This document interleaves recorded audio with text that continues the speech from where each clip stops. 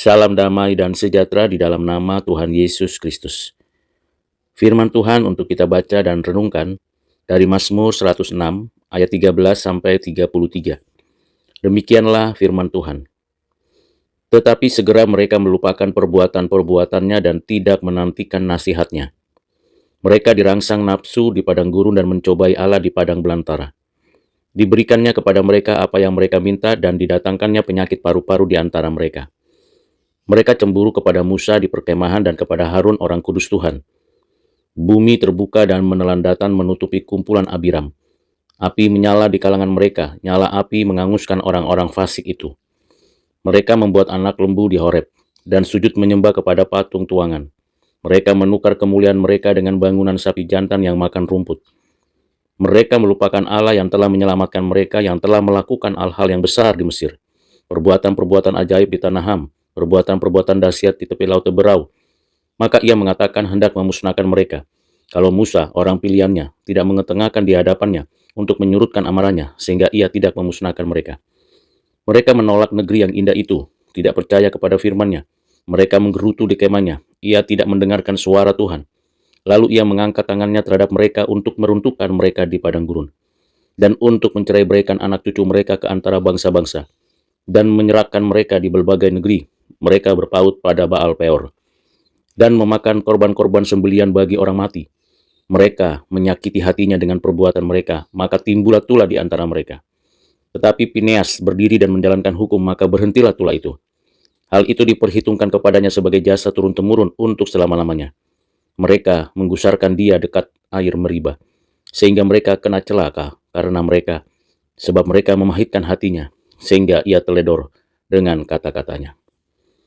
Demikianlah firman Tuhan bagi kita, untuk kita renungkan, untuk kita mengerti dan mendapatkan pengajaran dari Tuhan.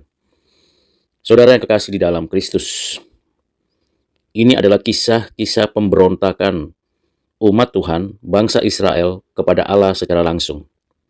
Bukan hanya satu atau dua orang yang melakukan pemberontakan kepada Tuhan Allah, tetapi satu bangsa yang keras kepala, bangsa yang degil, yang tidak mau taat kepada Tuhan. Mereka tidak peduli terhadap pekerjaan-pekerjaan Allah dan firman-Nya. Mereka sungguh melakukan hal-hal yang jahat itu dengan sengaja dan sadar. Mereka juga melakukan banyak perbuatan dosa. Dengan bukti-bukti ketidaksenangan itulah Allah menyatakan penghukuman terhadap mereka. Dan tentunya semua apa yang mereka lakukan pasti menimpa mereka hukuman. Dan apa yang kita perhatikan dari kehidupan mereka itu? Mari kita lihat bagaimana Tuhan menyatakan kuasa-Nya, keadilan-Nya, kesucian-Nya. Mereka yang tidak mengindahkan apa yang telah diperbuat Allah baginya, melupakan Tuhan, tidak menghargai kebaikan Tuhan, menyimpang ke kanan ke kiri, hati mereka senantiasa gelisah, tidak percaya kepada apa yang dinyatakan Tuhan, dan tidak menghargai keselamatan yang disediakan Tuhan. Mereka tidak mau bergantung sepenuhnya kepada firman Tuhan. Mereka menolak nasihat, teguran. Mereka tidak percaya kepada firman Tuhan, tidak mau mendengarkan suara Tuhan. Apa yang mereka lakukan? Mereka menginginkan daging, menginginkan kebutuhan sehari-hari mereka. Dengan nafsunya, keinginan mereka menginginkan kejahatan. Bahkan mereka berani mencobai Tuhan Allah. Mereka meminta, tetapi mereka tidak meyakini Tuhan. Bangsa itu dengan sengaja membangkang terhadap pemerintahan Allah yang mengatur hidup mereka. Mereka tidak mau diatur oleh pemimpin yang ditentukan Tuhan. Musa, Harun, mereka tidak mau dipimpin oleh Tuhan melalui hamba-hambanya. Mereka terang-terangan menentang pemerintahan Tuhan tersebut. Mereka ingin memberontak kepada Tuhan dan pimpinannya. Sehingga orang-orang yang ditentukan Tuhan untuk menjadi pemimpin di antara mereka, mereka tolak. Mereka singkirkan. Mereka membuat lembu emas sengaja ketika Tuhan mau menyatakan firman-Nya. Dan mereka dengan berani menentang dan menghina kebenaran-kebenaran Allah. Bahkan mereka tidak peduli dengan firman yang diwahyukannya, perbuatan yang dinyatakannya, kebaikan yang diberikannya. Dengan kondisi seperti itu, Tuhan menyatakan keadilan dan menghukum mereka yang jahat. Mereka hanya menanyakan dan mempercayai laporan dari para pengintai yang jahat. Mereka tidak mau terima dengan keberanian dan kejujuran. Mereka menolak apa yang difirmankan Tuhan dan menggerutu sepanjang jalan. Inilah pemberontakan-pemberontakan yang dilakukan oleh bangsa Israel yang telah diangkat, dijadikan umat Allah. Betapa miris bukan tindakan-tindakan mereka. Dari apa yang kita baca, kita menemukan beberapa pembelajaran. Pertama, Tuhan adalah Tuhan yang menyatakan dirinya dan firman-Nya. Dan siapapun yang melawan dan memberontak kepada Dia dan menolak firman-Nya berarti berhadapan dengan Tuhan dengan keadilan, kesucian, dan penghukuman-Nya. Tuhan adalah Tuhan yang memelihara, menjaga, dan memberikan kebaikan. Barang siapa yang mengabaikan, melupakan, dan menganggap remeh apa yang diperbuat Tuhan, Tuhan akan menyelenggarakan keadilannya dan menghukum orang-orang jahat.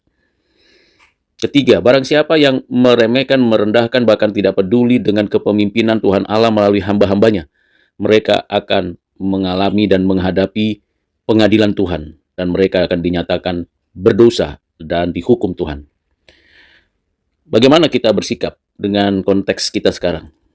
Ya, tentu kita sebagai seorang Kristen berada di dalam satu gereja, berada dalam satu pemerintahan, berada dalam satu komunitas. Kita perlu dan penting menghargai semua otoritas yang dikaruniakan Tuhan. Karena mereka semuanya menyatakan keadilan dan kesejahteraan Tuhan. Kita perlu menghargai dan menghormati mereka yang ditentukan Tuhan untuk jadi pemimpin. Sekalipun memang kita tahu bahwa ada banyak pemimpin yang korup, yang jahat, yang tidak adil. Tetapi ketika kita patuh kepada Tuhan melalui mereka, kepemimpinan mereka, kita berupaya menyesuaikan tanpa kompromi. Namun kita tidak ikut apa yang dikatakan oleh mereka kalau mereka melakukan tindakan kejahatan pemberontakan kepada Tuhan. Tetapi kalau apa yang mereka lakukan dan katakan kepemimpinan mereka itu mengarah kepada kebaikan dan menunjukkan hidup yang lebih baik, tentunya kita tidak patut dan tidak diperkenan memberontak melawan kepemimpinan Tuhan melalui mereka. Di sini kita perlu hikmat, perlu keberanian, dan kerendahan hati untuk menerima kepemimpinan orang-orang yang ditentukan menjadi pemimpin, tetapi sekaligus kita tidak serta-merta mengikuti semua ketentuan duniawi yang mereka tawarkan dengan kita bersikap bijak dan bertindak benar. Seperti Daniel yang ada di satu tempat di negeri pembuangan yang tidak mau terima apa keputusan daripada kerajaan Babel. Namun, saat yang sama Daniel tidak ikut dalam pemberontakan melawan kepemimpinan dari kerajaan Babel tersebut. Khusus untuk ibadah, khusus untuk perbuatan-perbuatan yang perlu dan menghargai kekudusan dan kesucian. Di situ Daniel dan rekan-rekannya melakukan satu sikap tindakan hanya fokus setia kepada Tuhan Allah dan tidak melakukan perbuatan amoral. Sekalipun memang dampaknya mereka dihukum berdasarkan hukum pemerintahan kerajaan Babel, tetapi mereka tidak melanggar hukum Tuhan dengan melakukan pemberontakan kepada pemimpin. Nah, di sini kita perlu bijaksana. Kita perlu hati-hati dan kita perlu bersikap cermat.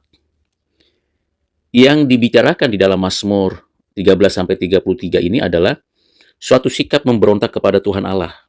Bukan hanya melawan Tuhan, melupakan Tuhan, menggerutu kepada Tuhan sepanjang jalan kehidupan, tetapi mereka dengan sengaja melakukan perlawanan kepada Tuhan dengan melakukan penyembahan kepada sebuah tantangan mereka sendiri. Mereka menggantikan Tuhan dengan lembu sapi. Mereka menolak apa yang dinyatakan Tuhan dengan firman-Nya. Kata kuncinya dari pembelajaran hari ini adalah mari kita melakukan perbuatan yang berkenan di hati Tuhan. Dan janganlah kita meremehkan kepemimpinan Tuhan, baik secara langsung melalui firman-Nya maupun secara tidak langsung melalui orang-orang yang ditentukannya. Kiranya kita tidak menjadi orang-orang pemberontak memberontak kepada Tuhan.